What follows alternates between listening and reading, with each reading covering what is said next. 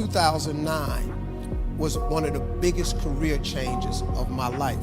The book, Act Like a Lady, Think Like a Man, came out in 2009, and I signed up for Family Feud in 2009. Those two moments transcended my career. It took me from being a comedian and a radio show host, and it just launched me into mainstream America. And then all of a sudden I was in everybody's house.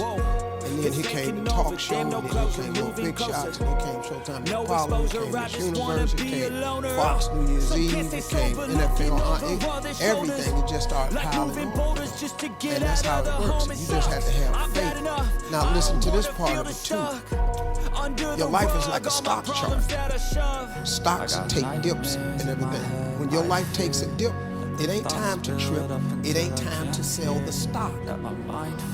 You got to remember your life, you a blue chip stock. It takes dips. Coca-Cola takes dips. Disney, Facebook takes dips. You don't sell the stock because it took a dip. You got to look at what made the stock great in the first place.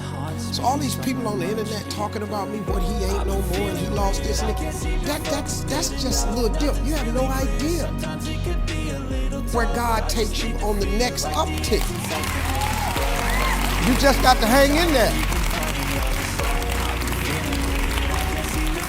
Now come October, when the news hit the fan, all them haters gonna go somewhere and be quiet.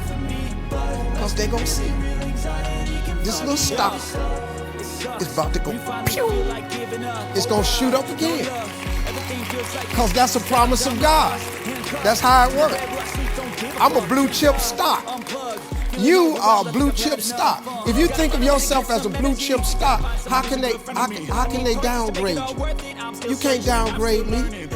I'm a big black Nike swoosh. That's what I am. I have the same gift that God gave me 62 years ago, that I turned professionally 35 years ago. I have the same gift. They can never take my gift. You can take this show and take that show, and you can think what you done is cool. All you did was replant a lot of shit. I'm a motivational speaker, so you have to excuse me while I start getting on tangents like this. So check this out. Buried and planted appears to be the same thing, but it ain't. See, when something's buried, when you bury something, you say goodbye to it. When something is planted, you expect to see it again. I'm planted. You're planted. All you got to do is live in the life of expectation, and God will give you what you expect. If you expect nothing good to happen, nothing good is going to happen. But the God I serve, his promise is that he delivers if you believe. I just happen to believe. So what does it matter to me what they do?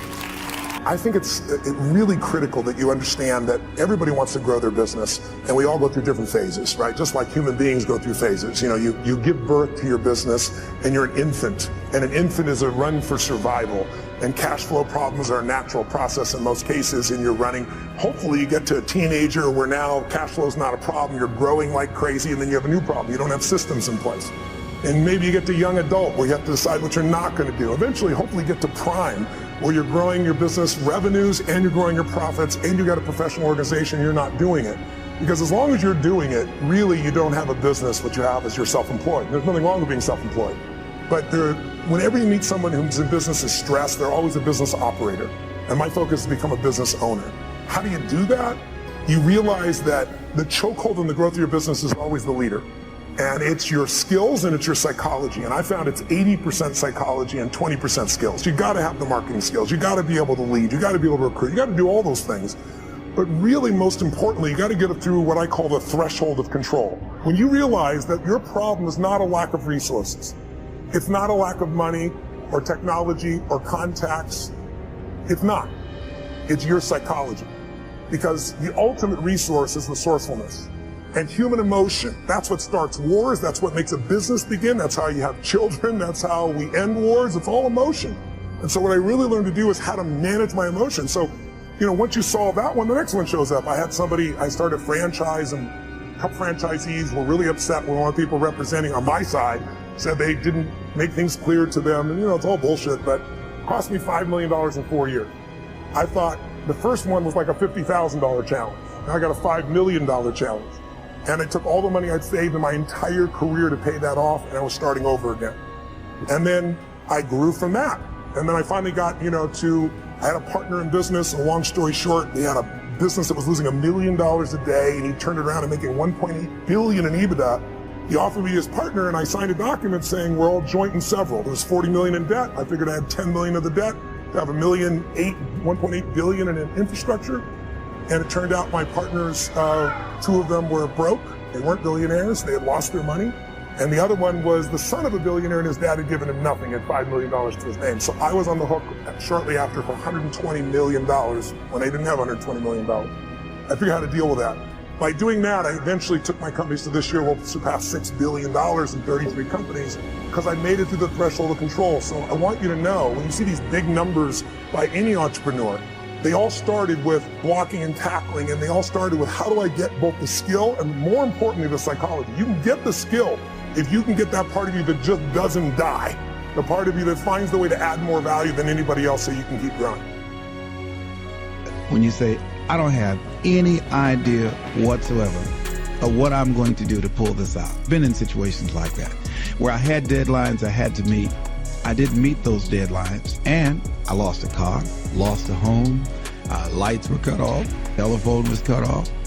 All of those things are going to happen to you at different points in life. Now, the question is, what does it really mean? It really doesn't mean anything. It's not important at all. It's just a temporary inconvenience, because all of those things can be corrected. And it's a part of the process that we all go through.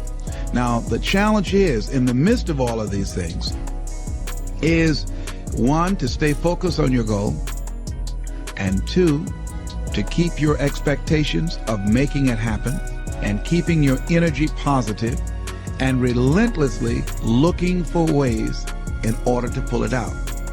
And I guarantee you that there will be some intervention. What causes it? I don't know.